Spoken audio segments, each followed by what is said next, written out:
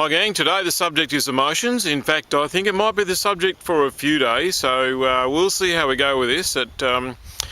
Emotions, fantastically large field, so we'll talk about it in several parts. So in this video, an overview, and in some of the following videos, in some specifics. By the way, that's our house in the background. I thought I'd come out in the front yard. Immediately behind you is a couple of 100 acres of bush here near the bush capital in Canberra in New South Wales, Australia, just outside the ACT. Anyway, enough about that. So, emotions basically fit into the large unknown category in our lives. It could be true to say that we have a physical existence, a mental existence, an emotional existence, and a spiritual existence.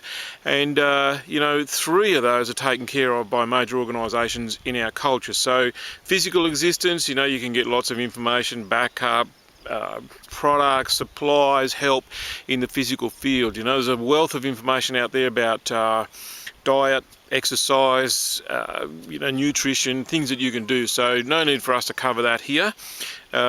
Same with mental, there's a wealth of information for you to go and learn how to study or to educate yourself. You can go to universities, TAFE colleges.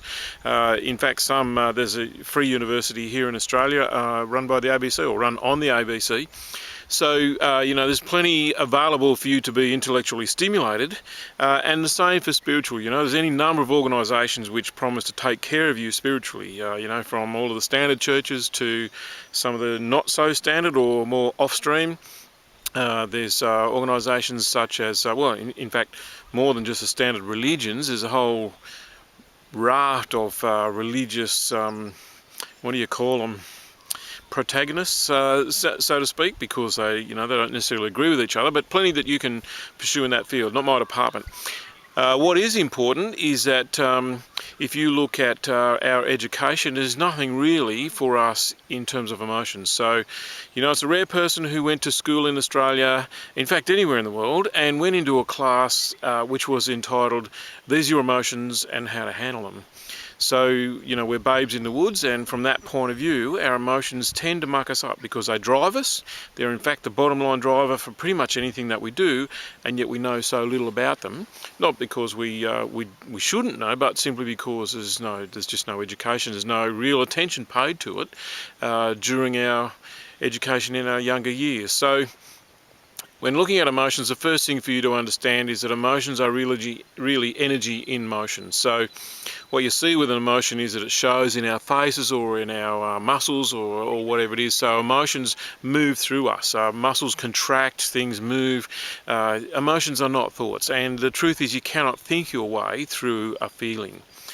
It's unfortunate, but it's true that, you're probably going to be sad when your mother dies, and there's no use someone coming up to you and saying, think positively about it, think about what a great life she had.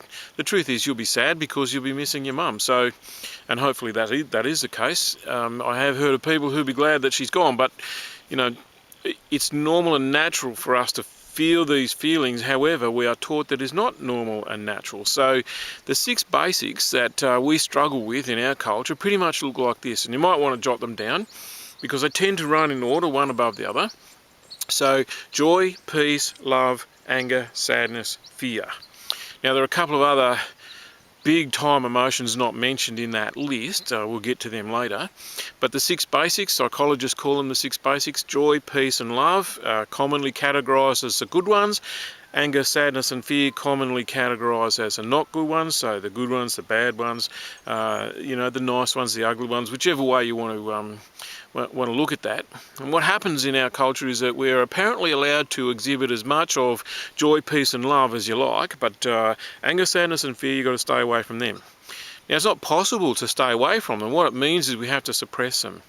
And, logic tells us that anything that you suppress inside yourself is going to fester up and blow up.